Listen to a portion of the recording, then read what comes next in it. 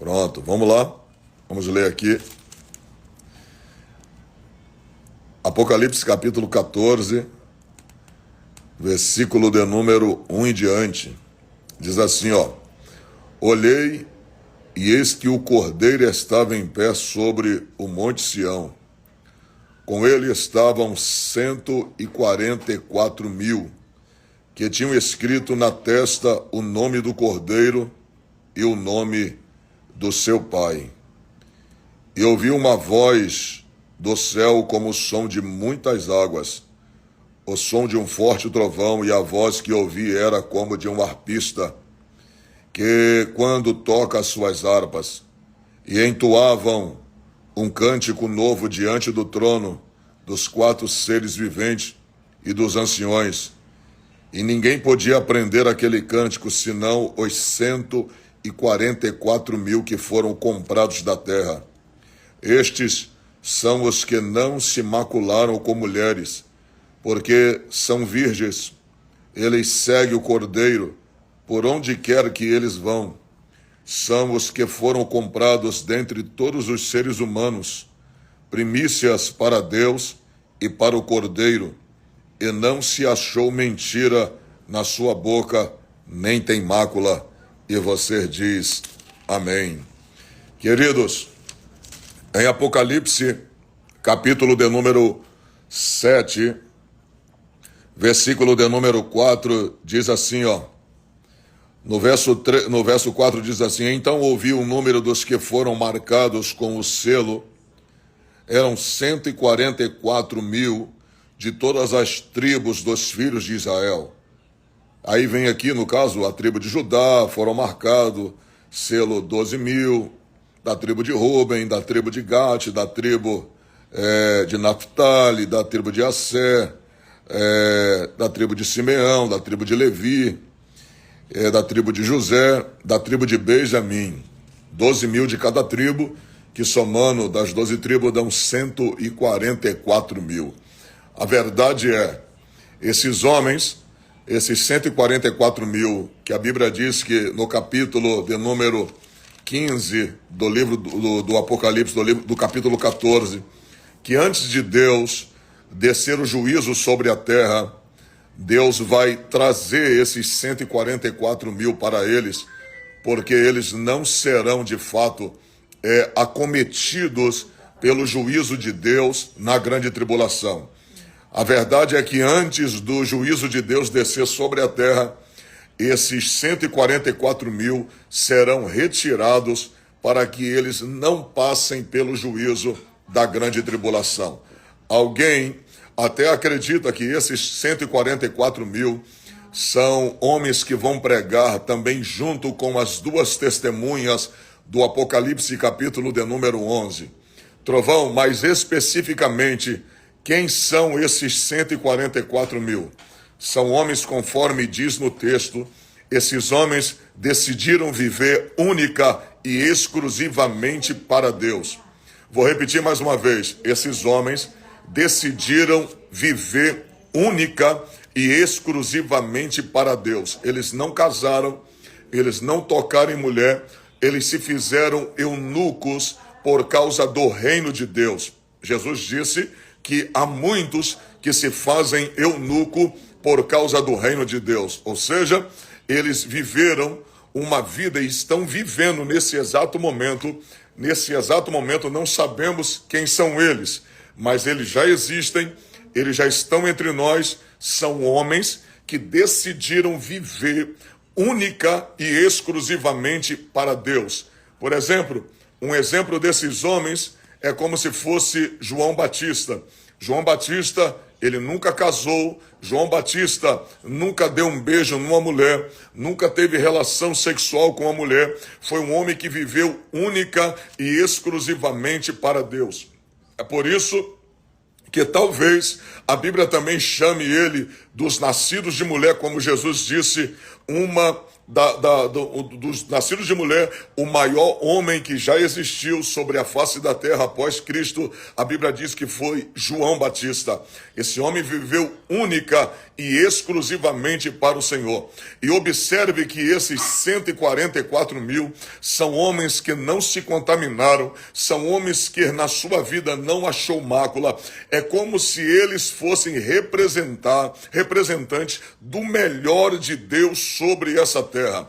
Ou seja, é como se fosse a nata da santidade de Deus nessa terra, como se fosse a melhor representação de Deus dentre os homens nessa terra. São homens que são os 144 mil. E segundo diz a Bíblia no capítulo 7 do livro do Apocalipse, versículo 4, esses 144 mil são homens que são das 12 tribos de Israel, 12 mil de cada tribo, homens que vão viver exclusivamente separados para Deus. Agora, não se sabem, quando o texto diz que no capítulo 14, que esses homens foram comprados de várias nações, esses 144 mil são de várias nações, vieram de várias nações, e no capítulo 7, verso 4, fala que são 12 mil de cada tribo de Israel. A única interpretação que eu conheço para que haja coerência, para fundir o capítulo 14 com o capítulo 7, é uma, porque hoje se tem a condição de ter judeus espalhados pelo mundo todo, e são de diversas tribos, esses judeus são das 12 tribos, fazem parte das 12 tribos, de uma das 12 tribos de Israel.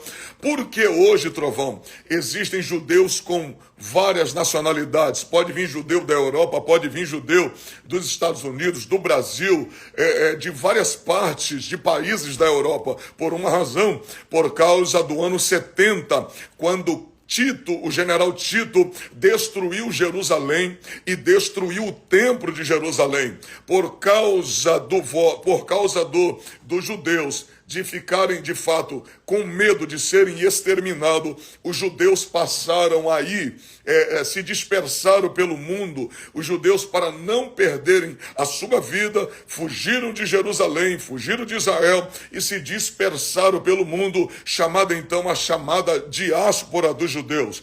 Os judeus se dispersaram até que no dia 14 de maio de 1948, os judeus então, com uma intervenção da ONU, tendo por presidente naquela época um brasileiro chamado Oswaldo Aranha, aqui de Porto Alegre, pertinho, né?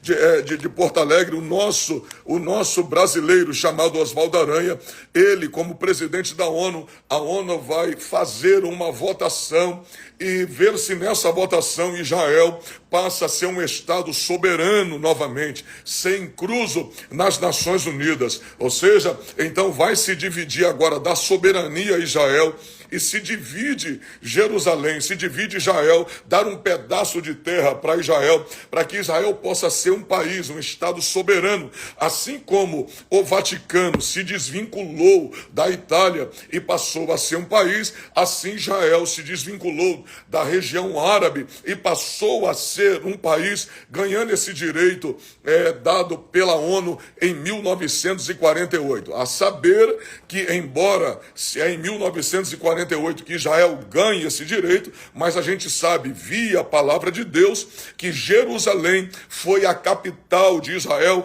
desde o período de Davi, quando Davi estabelece Jerusalém como a capital de Israel. Então, desde os períodos bíblicos, essa parte de fato já era de Israel. Só voltou para a mão de Israel aquilo que de fato era direito do povo judeu. Então, a partir dessa aceitação das Nações Unidas em reconhecer Israel como um Estado soberano, Israel volta para a sua nação, os judeus do mundo inteiro retornam para Israel. Então hoje a gente vê um Estado Israel hoje com mais de 10 milhões ou praticamente 10 milhões de judeus vivendo novamente em Israel. Então a gente observa que judeus do mundo todo voltou para Israel e estão vivendo em Jerusalém, inclusive até mesmo morrendo em Jerusalém, porque sendo enterrados nos cemitérios de Jerusalém,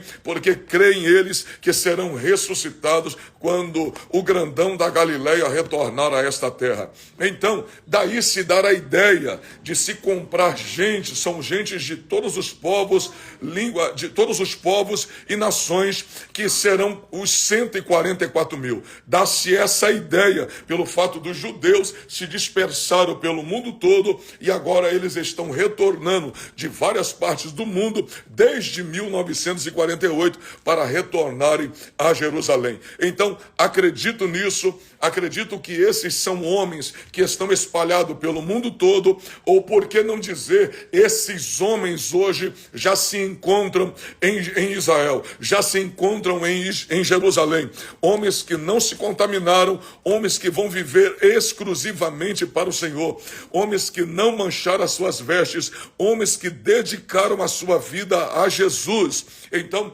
esses são os 144 mil. E como eu disse antes, no capítulo 14, a própria Bíblia diz no capítulo 14 que esses homens, antes que Deus desça a sua cólera sobre os que têm a marca da besta na sua testa ou na sua mão, a Bíblia diz que esses 144 mil terão a marca de Deus na testa e eles serão poupados, eles serão tirados dessa terra, porque foram homens que de fato vivem exclusivamente para Deus. Outra coisa, trovão, haverá salvação na grande tribulação? Sim, a Bíblia diz no capítulo 6 do livro do Apocalipse, alguém perguntou assim, quem são esses que vêm com as vestes salpicadas de sangue?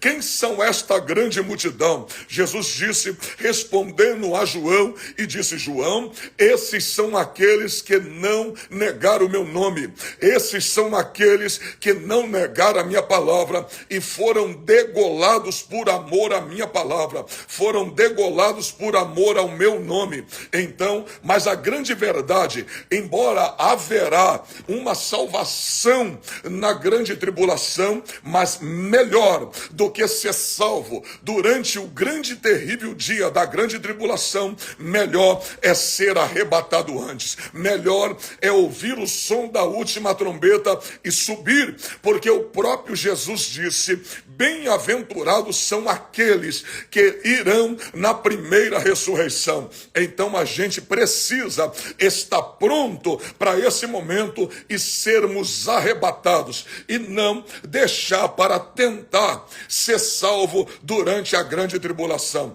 Precisamos estar pronto para esse grande dia, precisamos estar pronto para esse grande acontecimento. As pessoas que não são crentes já estão falando acerca desse acontecimento que é o arrebatamento da igreja. Eu já disse isso aqui na live de ontem, o próprio Carlinhos Maia, que nem crente falou da volta de Jesus. Jojo Todinho, que está afastada do evangelho, falou em voltar para Jesus, reconciliar-se com Jesus, porque a volta de Jesus está próxima. Isso quer dizer, o próprio Cristo, ele disse na sua palavra, se vocês não clamarem, as pedras clamarão. E o que a gente tem visto hoje é que dos altares das nossas igrejas evangélicas, a gente tem visto a palavra arrebatamento, céu, inferno, santidade, obediência. A gente tem visto que essas palavras tende a cada dia a diminuir no altar, a diminuir nas igrejas, porque parece que essa geração de crentes que estão agora se membrando, entregando a vida de Cristo, parece que alguns pastores têm medo de falar sobre, de fato, a volta de Cristo, sobre o céu, sobre o inferno. Nessa hora final, então, o que a gente precisa entender é que, de fato, a volta de Jesus precisa ser proclamada. A gente precisa anunciar o evangelho para que o nome de Jesus seja glorificado. Anunciar a volta dele, anunciar que ele está voltando, anunciar que Jesus está às portas. Eu vejo gente como Carlinhos Maia anunciando Jesus e as pessoas que estão no evangelho estão com medo de anunciar Jesus. Estão falando sobre carro, estão falando sobre casa, estão falando sobre receba, mas a maior alegria de um crente não é viver nessa terra. A maior alegria de um crente é ser arrebatado e levado para o céu. Você observa que Jesus disse no capítulo 14 de João, Jesus disse assim, não se turbe o vosso coração,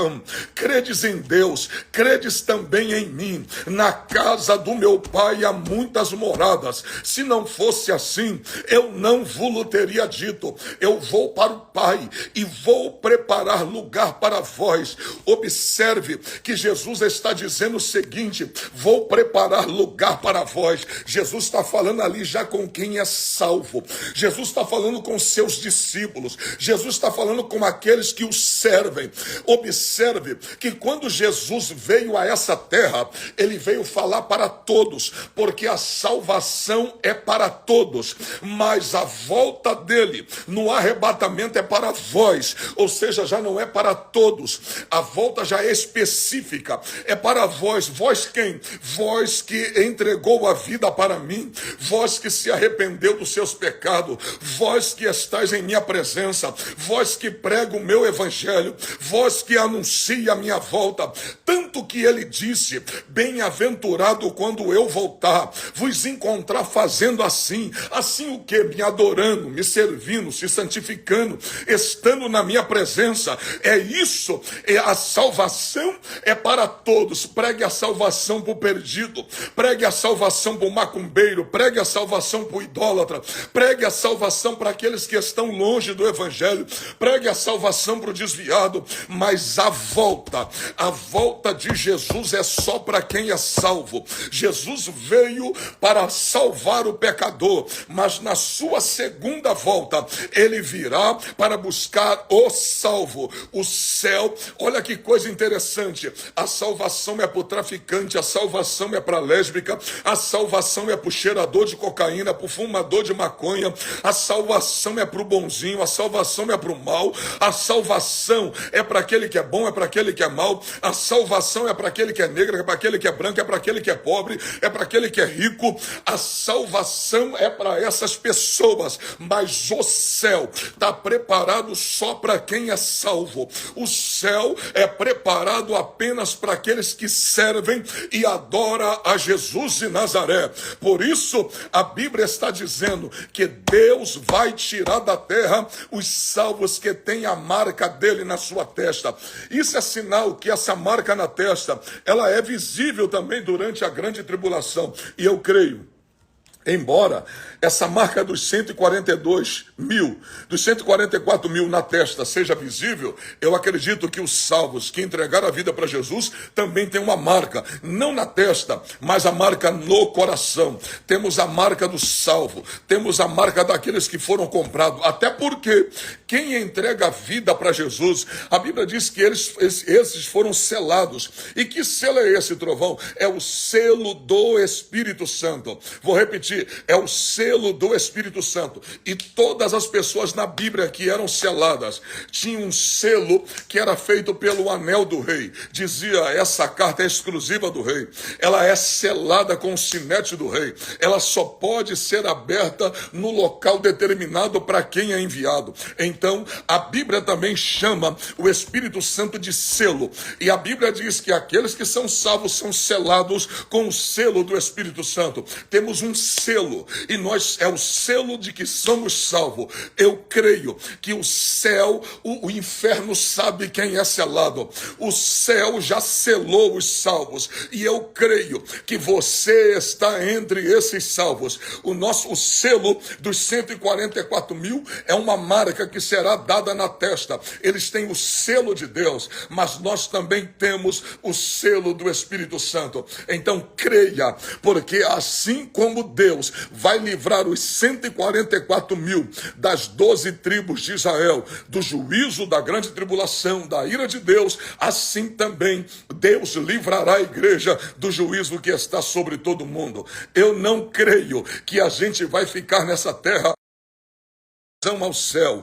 Eu creio que a gente vai ser arrebatado. Por isso, eu convido a você a permanecer na presença de Deus até o último instante, porque somos a geração que deixará essa terra. Somos a geração que seremos arrebatados. Por isso eu te convido a você permanecer na presença do Senhor, a se fortificar na presença do Senhor, porque o dia é final, a hora é final e a nossa geração é a que está mais próxima de ser arrebatada. Nenhuma outra geração consegue vivenciar tanto cumprimento de profecias como essa geração de agora. Nós somos essa geração que vai ser arrebatada. Eu creio nisso, porque estamos vendo a profecia se cumprir, estamos vendo a cada dia as profecias em andamento. Por isso eu te convido, permaneça, porque nós iremos juntos para o céu em nome de Jesus. Nossa esperança não é viver na terra, nossa esperança é morar no céu, e o céu é para todos aqueles que foram comprados e permanecem firmes na presença de Jesus. Você já se arrependeu? Você já se entregou para Jesus? Então o céu é para você. O céu é para aquele que confessa. A Bíblia diz: todo aquele que invocar o nome do Senhor será salvo. Romanos 10, capítulo 10, versículo 10 diz: e aquele que crê em seu coração em Jesus e com a sua boca o confessares, será salvo. Então, a gente precisa ser salvo, a gente precisa confessar a Jesus. Crê, eu sei que você já crê, mas precisa confessar, é verbalizar, é para que todos saibam que você de fato hoje tem um Deus e serve a Jesus de Nazaré. Queridos, olha,